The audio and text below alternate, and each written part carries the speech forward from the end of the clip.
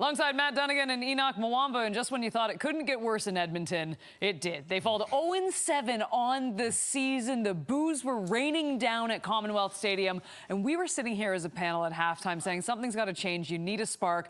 We all thought we would see Trey Ford to start the third. He didn't. He comes in the fourth when it was a little too late for anything to massively change, Matt. But my goodness, it just isn't great for this franchise right now. Yeah, Kate, you've heard me say it once, and I'll say it again. Yab time, yards after beatdown or points after beatdown. Pabs, call them what you want, but it's a difficult situation to see it last this long. And when you knew the team needed a spark and MBT just wasn't able to give it to them. And so, I credit the Hamilton Tiger Cats for making this happen, right? But it was a situation where McLeod Bethel-Thompson just went cold. And it was almost like he lost the momentum of the team and their support in almost, I'd say, 30 minutes of play from the second quarter and the third quarter.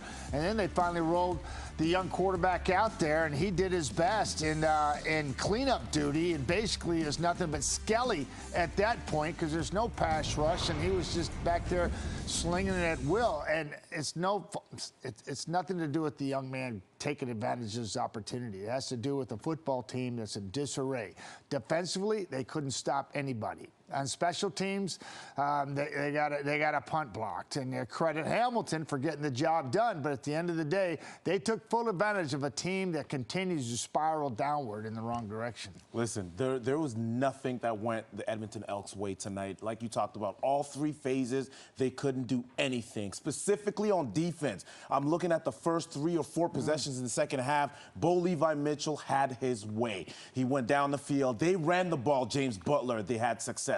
They threw the ball and had success. Anything and anything that they wanted to do, they did. You look at this team, the Edmonton Elks, you talk about being in disarray. Well, they are. And as much as J-Jack wants to run away or hide from this question, well, he can run, but you cannot hide from this decision that is going to be made again. Because, look, that question is going to be asked over and over and over again because Trey Ford is a backup, technically right now speaking.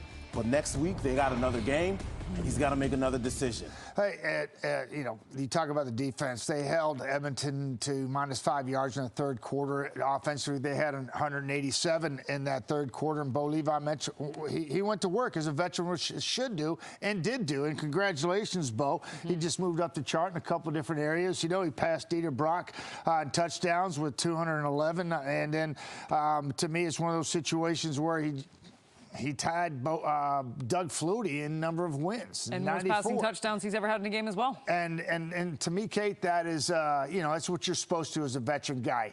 Not easy to go in there and do what you're supposed to do and put a beat down on an inferior team, but Hamilton Tiger Cats got it done. And let's give credit to that Hamilton defense as well. We talk about McLeod Bethel-Thompson, but they had a lot to do with that. Jamal Peters starting it with that defense interception and just got things rolling, and the rest is history. And this is the great part of the CFL. As we keep saying, the season's long. These guys have a little bit of momentum. There's a little bit of swag on the team right now, so great for Hamilton. Meanwhile, for these Elks, now they need to go to Regina and take on the Saskatchewan Roughriders, and we will see who starts at quarterback in that game as we send it back to SportsCenter.